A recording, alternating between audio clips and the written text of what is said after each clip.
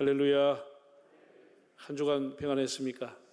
오늘 성경에 여러분 보시면 예수님께서 지난주 설교가 연결이 되는데 예수님의 주변의 형제들이나 사람들이 예수님 보고 갈릴리나 이 변방에서 기적을 행하지 말고 좀 서울에 가서 예루살렘 가서 좀 한번 해보시라. 그걸 부추겼어요. 그러니까 예수님께서 하실 말씀이 아직 내 때가 이르지 않았다. 그 때라고 하는 것이 카이로스, 하나님의 결정적인 시간, 십자가의 구원의 시간, 하나님이 영혼을 구원한 카이로스 결정적인 시간이 아니다 라고 예수님 말씀을 했습니다. 그러면서 조용히 혼자 예루살렘에 올라가셔가지고 성전에서 사람을 가르칠 때 사람들이 알아보고 뭐라고 그랬냐, 이 사람이 뭐 배움 바도 없는 사람이 뭘 가르치려고 덤벼드냐, 무슨 나사렛에서 뭘 배웠다고 떠드냐, 이래가지고 예수님에게 한마디로 아주 불평을 쏟아낸 거예요. 그러니까 예수님이 율법도 안 지키면서 무슨 우리를 가르치려고 하느냐, 안식을 또 안 지키면서 이렇게 대든 거예요. 그래서 예수님이 정말 율법을 안 지킨 사람은 너희들이다 이렇게 얘기합니다. 그러니까 그 사람들이 아니 우리가 안식을 또 지키고 율법을 다 지키는데 무슨 소리냐, 당신이 베데스다 목가에서 안식일 날 사람 고쳤잖느냐, 안식일 날 왜 그런 일을 해, 이렇게 따지게 된 거예요. 근데 예수님이 이렇게 말씀합니다. 너희가 안식일 날 할례를 행하는구나. 할례라고 하는 것은 아브라함 때부터 하나님이 언약을 맺어서 이스라엘 백성들이 태어난 지 남자아이는 8일 만에 할례를 받았습니다. 그런데 그 8일째라고 하는 명확한 날짜가 나오는데 8일째가 되는 날이 안식이 되어버린단 말이야. 안식일이. 그럼 어떻게 해야 되냐, 굉장히 갈등이 와버린 거죠. 안식일을 지켜야 되는데 할례를 행하는 것도 일이기 때문에 못하는 거예요. 이것도 하나님이 명령인 거예요. 이 두 가지가 충돌이 되는 거예요. 안식일 날 8일째가 돼서 양피를 베야 된다. 그러니까 사람들이 굉장히 갈등한 거예요. 그래서 어떻게 해야 될지 몰라. 그때 아키바라가 하는 유명한 랍비가 이렇게 얘기했습니다. 할례도 하나님께로부터 온 것이고 안식일도 하나님이 지키라고 한 것이다. 두 가지가 다 하나님께로부터 왔는데, 그렇기 때문에 안식일 날 부득불 할례를 해야 될 8일째가 되면 안식일을 해도 죄가 되진 않는다. 그렇게 해석을 해준 거예요. 그래서 그 다음부터 갈등은 없어지고 안식일 날 8일째가 되면은 할례를 받게 된 것이에요. 그러니까 수천 년이 내려온 거예요. 수천 년이 내려온 거예요. 예수님이 이걸 얘기한 거예요. 너희들은 하나님이 직접 말씀하신 안식일 날도 할례를 행하지 않느냐 말이지. 사람이 해석해 준 할례를 행하지 않느냐 말이지. 내가 안식일 날 죽어가는 사람을 살렸는데 이것이 무슨 문제가 되느냐. 예수님 그렇게 말하면서 하신 말씀이 뭐라 그랬냐. 자, 7장 24절 뭐라 그랬죠? 외모로 판단하지 말고 공의롭게 판단하라. 이게 문자라든지 형식이라든지 어떤 이런 외모를 가지고 자고를 가지고 사람을 괴롭히지 말고 그 사람이 건전하게 낫고 죽을 사람이 살았으면 안식일 날도 참 귀한 일을 했다 이렇게 생각하라 말씀을 하신 겁니다. 제가 오늘 3가지 말씀을 드리겠습니다. 먼저는 외모로 판단하지 말라고 하는 것은 구약과 신약이 일맥상통하는 성경이 가르치는 교훈입니다. 하나님이 이미 모세를 통해서 여러 번 사람을 외모로 보지 말라고 말씀했습니다. 재판할 때에 빈부의 기천을 가리지 말고 공의롭게 재판하라. 가난하다고 해서 봐주거나 부자라고 해서 봐주거나 그런 일이 없이 차별을 두지 말고 뇌물을 받지 말고 그렇게 공정한 재판을 해라. 외모로 판단하지 마라. 이런 말씀이 여러 번 있습니다. 자, 한번 볼까요? 신명기 10장 17절에 이런 말씀이 있어요. 너희 하나님 여호와는 신 가운데 신이며 주 가운데 주시요 크고 능하시며 두려우신 하나님이라. 사람을 뭐로 보지 아니하며 외모로 보지 않고 뇌물을 받지 않는다. 하나님 사람을 외모로 보지 않는다 그랬어요. 그러니까 사람을 판단할 때는 외모로 하지 말라는 것이죠. 네. 유명한 그 사무엘이 하나님의 명을 들고 기름병을 들고 베들레헴 2세의 집으로 내려갔습니다. 하나님이 그 아들 중에서 하나를 선택했다 그랬거든. 거기 기름병을 부으라 그랬거든. 사무엘에 가서 보니까 엘리압이라고 하는 장자가 나오는데 외모가 출중하고 이 사람이 뭐하구나. 세상에 그렇게 영감이 있던 사무엘도 기름병을 들어서 그 사람이 기름을 부으려고 그랬어. 하나님 뭐라 그랬냐. 한번 볼까요? 사무엘상 16장 시작. 여호와께서 사무엘에게 이르시되 그의 용모와 키를 보지 말라. 내가 이미 그를 버렸노라. 내가 보는 것은 사람과 같이 아니하니 사람은 뭘 보거니와 외모를 보고 나는 뭐를 본다? 나는 중심을 본다. 나는 내면을 본다. 나는 속을 본다. 마음을 본다. 이렇게 말한 것이죠. 사람은 외모를 본다는 거예요.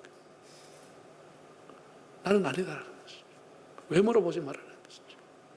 사무엘도 큰 실수를 할 뻔한 것이죠. 우리가 신약 성경에 보면 베드로가 성령 충만하고 난 이후에 복음을 전하러 다닙니다. 어디 갔느냐? 거의 유대 땅에 복음을 전했습니다. 그런데 놀랍게 환상 중에 하나님이 가라 그래서 가보니까 그 사람이 로마의 백부장 고넬료라고 하는 사람 집이었습니다. 그가 일가천적을 다 모아놓고 베드로 오고 이렇게 기다리고 베드로의 말씀을 들을 때 성령이 내려온 것이에요. 성령이 임하게 된 거예요. 그래서 나중에 예루살렘에 돌아와서 베드로가 선교 보고를 합니다. 뭐라고 하느냐? 내가 설교를 할 때 비록 이방인들이지만 성령이 임하는 걸 보고 그들이 세례를 베풀었다. 하나님은 우리를 차별하지 않더라. 유대인 이방인 차별이 없더라. 하나님의 동일한 성령이 임하더라. 이런 얘기를 한 거예요. 자, 읽어볼까요? 사도행전 10장 34절 시작. 베드로가 입을 열어 말하되 내가 참으로 하나님은 뭐를 보지 않아요? 외모를. 우리는 유대인이 하나님 앞에 구원받아 생각하는데 이방인도 이렇게 하나님이 동일한 성령을 부어주시더라. 하나님은 외모를 보고 판단하지 않는다. 이런 말씀을 했습니다. 바울도 로마서 2장 11절에 동일한 얘기를 했습니다. 읽어볼까요? 이는 하나님께서 외모로 사람을 취하지 아니하십니다. 그러니까 구약에서 모세 율법에서부터 야고보, 나중에 야고보 이렇게 쓴다면 전부 일맥상통하면 뭐냐? 사람을 외모로 취하지 말라. 사람을 외모로 판단하지 말라. 그런 얘기입니다. 우리가 부자 나사로 얘기가 나오잖아요. 예수님. 그게 외모로 판단할 것 같으면 그 얘기 할 필요가 없는 것이지. 그런 게 아니잖아요. 예? 미국에서 재물이 많은 노부부가 있었습니다. 늦게 아들을 봐가지고 너무나 행복하고 온갖 기대를 걸고 그 아들을 양육했어. 이 아들이 또 공부도 잘해서 하버드 대학을 갔습니다. 그래서 1년을 다니다가 장티푸스로 아들이 죽게 됩니다. 돈이 아무리 있어도 그 당시에는 이런 병이 걸리면 살기 어려웠을 겁니다.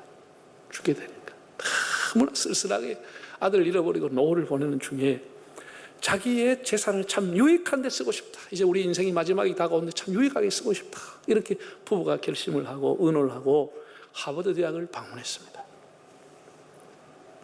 아들이 살았을 때 행복하게 다녔던 학교, 이제 모든 학생들을 내 자녀를 삼아야 되겠다. 그런 마음을 가지고 하버드를 방문을 했습니다. 그런데 그날 외모가 허름한 옷을 입었는지 수위가 막았습니다. 어디로 가셨냐? 그래서 내가 총장님 잠깐 좀 뵈려고 한다. 아니, 총장님 바쁘신데 왜 뵈려고 그러냐? 나가라고. 안 된다고. 아니, 내가 잠깐만 만나고 오겠다. 그러니까 아니, 댁이 어떻게 총장님을 감히 만나려고 그러냐? 바쁘신 어른 그래 하지 말고 가시라고 쫓아내버린 거예요. 그래가지고 이 사람이 하도 수위가 험악하게 해서 결국은 들어가지도 못하고 쫓겨나온 거예요. 할 말 있으면 나한테 하면 내가 전해주겠다. 결국 들어가지 못하고 돌아왔어요. 마음이 큰 상처를 받은 이 노부부가 자기들의 전 재산을 하버드에 바치려고 했는데 그걸 포기하는 거예요. 포기하고 아들의 이름을 따서 우리가 기념대학을 세우자. 그래서 1891년에 캘리포니아에다가 대학을 자기들의 전 재산을 바쳐 세웠습니다. 그 대학의 풀네임이 뭐냐? 그 아들의 이름입니다. 릴런드 스탠퍼드 주니어 유니버시티. 아주 쉽게 말하면 스탠퍼드 대학을 세웠습니다. 스탠퍼드 대학이 어느 정도냐? 잘 모르시죠? 미국이 입시기관에서, 대학 가는 입시기관에서 해마다 통계를 내면 부동의 1위 자리가 스탠퍼드 대학입니다. 가장 고학력자가 모이는 곳이 스탠퍼드 대학입니다. 그 대학을 세운 거예요. 그 허름한 옷을 입은 사람이 누구냐? 캘리포니아 주지사를 지내고 상원을 했던 사람입니다. 그 스탠퍼드라고 하는 사람입니다. 그래가지고 그런 안타까운 일이 있어나고 난 이후에 그 하버드 대학에 여러 개 출입문이 있는데 그 문 하나에 이렇게 걸어놨다는 거예요. 사람을 외모로 보지 말라. 적어놨다. 내가 그거를 인터넷에서 찾아가지고 여러분에게 그 글씨를 비주려고 그랬더니 그거 없더라고. 내가 찾아보니까 누가 그 대학을 방문하든지 한국 사람이 아는 사람이 있으면 하버드 사진 좀 찍어 보내라 그래봐. 그 학교의 문에다가 붙여놨다는 거예요. 어느 출애굽인지 모르는데 사람을 외모로 보지 말라. 수천억이 날아가 버렸어요. 그 수위 때문에. 그래도 그나물에 스탠포드라는 엄청난 유명한 대학이 생겨버리게 된 것이죠. 우리가 사람을 이렇게 외모로 보면 다 실수하는 겁니다. 사람들의 사업 규모가 어떠냐? 그 사람이 계급이 뭐냐? 그 사람 집안이 뭐냐? 그 사람 목사라는데 그 교회는 뭐 몇 명이나 모인다나? 이런 거 다, 이게 다, 이 전부 외모를 보고 사람 판단해 보는 거예요. 외모를 보고 판단하는 거죠. 얼마나 잘못된 겁니까? 여러분 젊은 부목사들 중에서도 얼마든지 대형교회 단임으로 갈 사람도 있고 대학교 교수로 신학대학 교수로 갈 사람도 있고 굉장한 사람들이 있지만 지금 부목사로 보면 안 되지요. 그 사람들이. 우리는 다 사람을 외모로 보는 거예요. 이게 큰 실수를 한다는 거예요.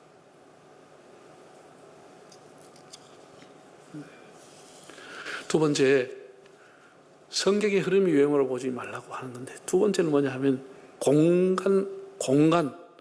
공간보다는 마음이다는 거예요. 공간보다는 사람의 중심이다는 거예요. 마태복음 24장을 보면 예수님이 이런 비유를 했습니다.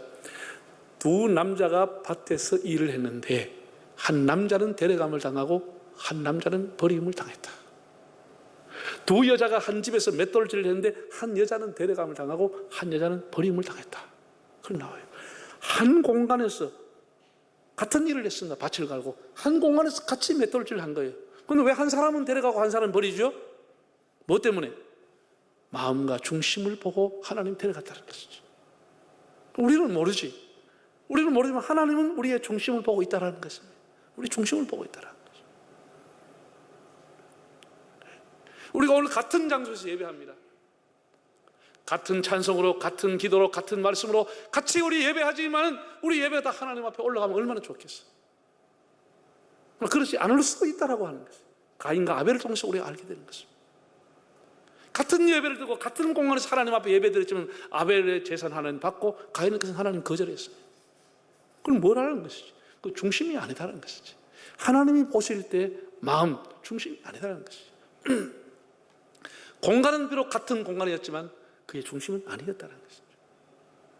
우리가 같은 공간이지만 우리 마음이 하나님께로 가 있지 않으면 그 예배가 하나님하고 상관이 없는 예배가 될 수 있다고 하는 걸 알아야 하는 것이죠. 아브라함이 조카 롯과 함께 갈대아 우르를 떠나서 가나안 땅에 갔습니다. 그래서 하나님께서 그 큰 복을 주셔가지고 뭐 이렇게 빈손으로 거의 왔던 그들이 큰 양떼를 이루어서 마구 양떼가 많고 하니까 두 종들이 서로 종들끼리 다툼이 일어난 거예요. 서로 좋은 목장을 차지하려고. 그래서 아브라함이 조카를 오라고 그래서 먼저 제의를 합니다. 이제 우리가 너무 재산이 많으니까 헤어질 때가 됐네. 내가 우를 하면 자네가 좌를 하고, 자네가 참 좌를 하면 내가 우를 하고, 자네가 우하면 내가 좌를 할게. 자네가 선택하게. 선택권을 줬습니다. 그런데 롯이 뭘 선택했죠? 창세기 13장을 보면 이렇게 나와 있습니다. 그때는 소돔과 고모라가 멸망하기 전이었기 때문에 소알의 들녘과 요단의 들녘을 볼 때 물이 넉넉해서 농사짓기가 좋았다는 거예요. 그래서 롯은 두말하지 않고 눈에 보이는 대로 요르단 평지를 선택해서 가게 됩니다. 아브라함은 선택권한도 없이 그냥 한마디로 박토로 가게 된 것입니다. 아브라함은 믿음의 사람이죠. 왜? 하나님께서 그 약속한 것을 믿었기 때문에 네가 어디로 가든지 내가 너와 함께 하겠다. 그것이 메마른 광야가 됐든 넉넉한 물이 있든 좋은 초장지가 됐든 어디로 가든지 하나님이 함께하면 된다고 했던 믿음을 갖고 있는 아브라함은 넉넉했습니다. 여유가 있었습니다. 그것이 않았던 롯은 눈에 보이는 것을 쫓아서 갔다가 결국은 소돔 고모라가 멸망당할 때 겨우 목숨만 건졌습니다. 다 날아갔습니다.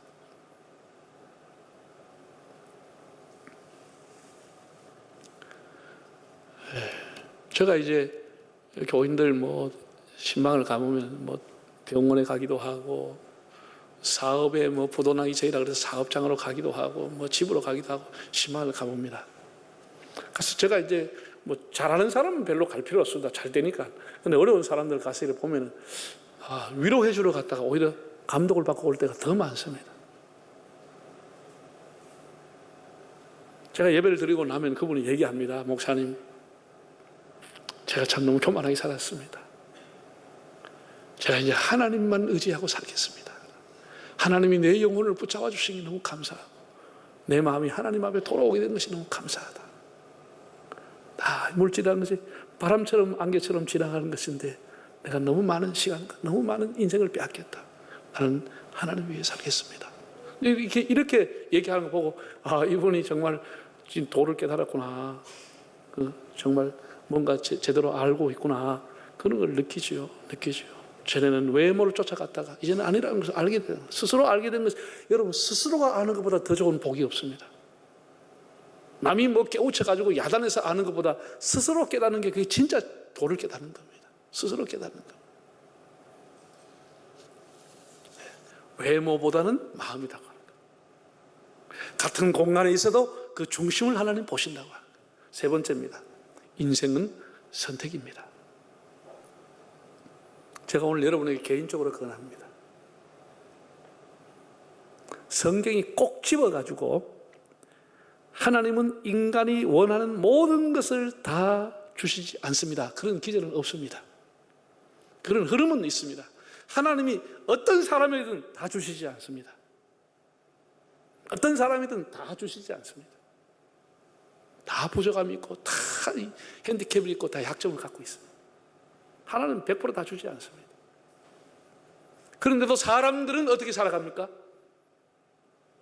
외모도 좋고 인격도 좋고 내공도 있고 이런 사람을 찾는 거예요.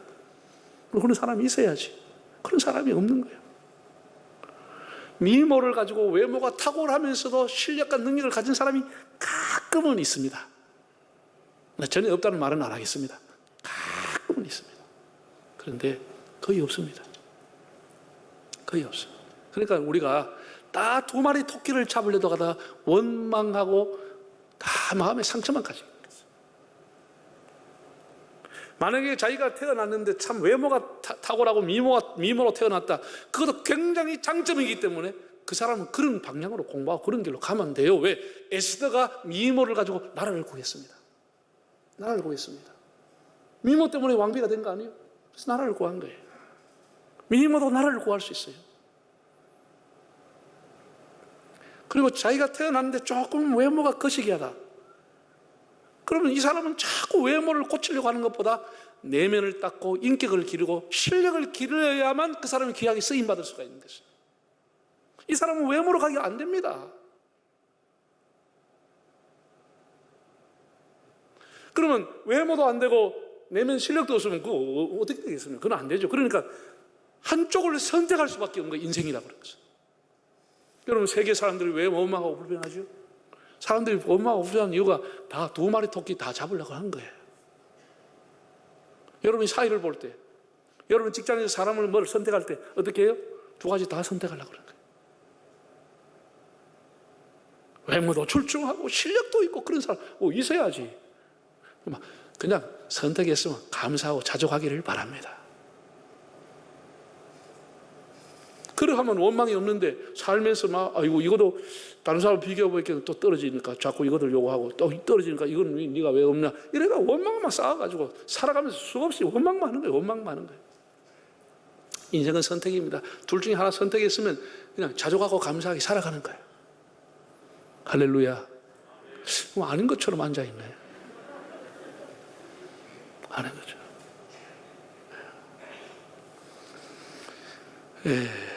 여러분 사람이요 다 이렇게 탐심 때문에 원망이 되는 거예요. 10마리 토끼 다 잡으려고 하는 거예요. 요즘은 2마리도 아니에요. 10마리를 다 잡으려고 덤벼들어요. 그러니까 뭐가 되겠어요? 뭐가 되겠어요? 무슨 어떻게 만족이 되겠어요? 그 사람에게. 제가 여러 예전에 제가 가까이 하는 장로님이 좀 만나서 식사도 하고 뭐 자기 교회 얘기를 하더라고요. 그래서 내가 목사님 오신 지 한 2년 됐는데 목사님 목회 잘하시죠? 예, 잘하긴 합니다만 그래. 그럼 뭐 때문에 그러냐? 그랬더니 설교는 나름대로 잘합니다만 인간관계 엉망입니다. 인간관계가 안 됩니다. 예배 마치면 집에 들어가고 사택에 들어가고 꿀발레인데 들어가고 우리 만나도 않고 인간관계 이래가 안 되겠습니다. 목사님 어찌해야 되겠습니까? 어찌해야 되겠습니까 내가? 그래서 내가 참 장로님 그나마 목사가 해야 될 중에 총리한 일이 설교하는데 설교를 잘한다까지 다행이에요. 다행입니다. 좋은 목사네요. 좋은 목사예요. 죄 안 지으면 협조해줘라. 죄 안 지으면 따라가라. 협력해줘라. 장로님, 교인들은 그러면 100점 만점이에요? 장로님 그런 생각하시면 목사 10명을 구해도 교회는 만족이 안 될 겁니다. 설교 잘한다. 다른 거 부족하다. 그러면 감사하다. 그렇게 생각해라. 사람이 몸이 아프면 어쩌나 몸을 고치든지 적응을 하든지 살아야 될 거 아니야. 못 고칠 것 같으면 적응하고 살아라. 그랬더니 이분이 뭐라고 하세요? 목사님, 오늘 제가 참 좋은 걸 배웠습니다. 목사님, 그래 하죠. 그리고 지금 한 10년 넘었는데 지금 만날 때마다 내한테 항상 고개 숙여 인사하고 목사님 고맙습니다. 그 목사님 아는지 모르는지 여전히 목회 잘하고 있어. 우리가 이 10마리 토끼라고 하는 것, 이것 때문에 참 원망하고 살아가는 거예요. 다 원망하고 살아가요. 얼굴도 잘나야 되고 실력도 있어야 되고 좋은 직장 있어야 되고 뭐 인격도 좋아야 되고 뭐. 여러분, 그런 사람 어디 있으면 나한테 좀 소개 한번 해주소. 이런 것 때문에 원망하고 살아가는 게 굉장히 잘못된 생각입니다. 잘못된 생각.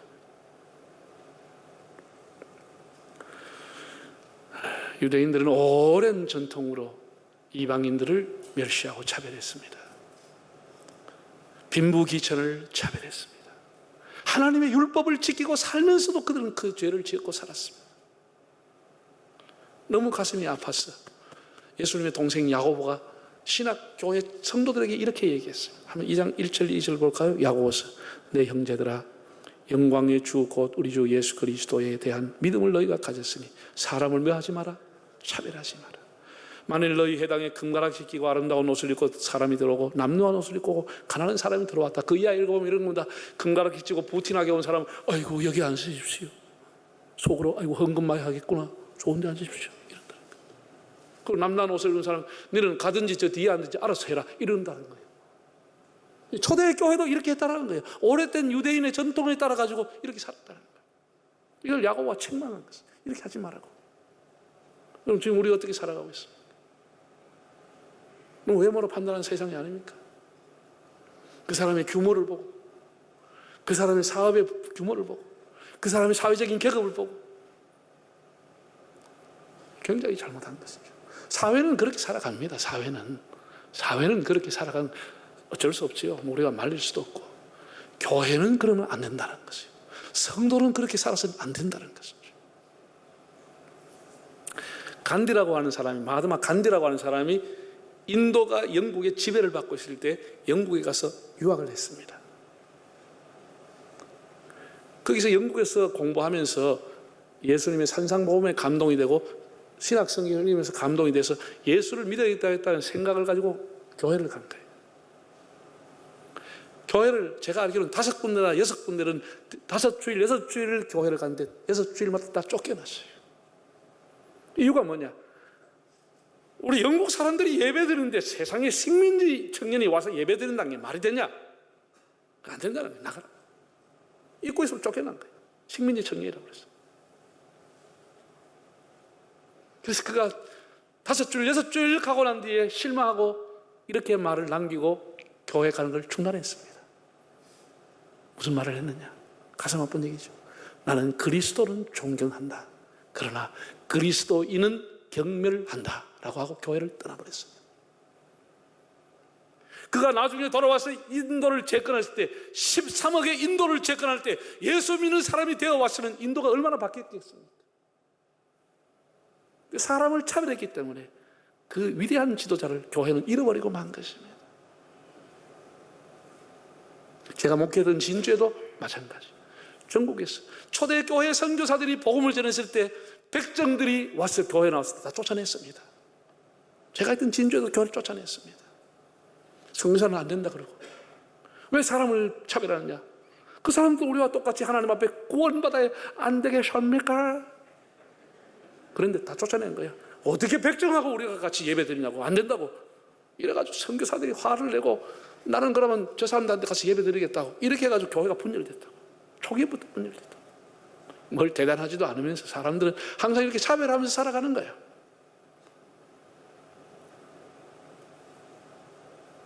우리가 이런 것을 버려야 됩니다.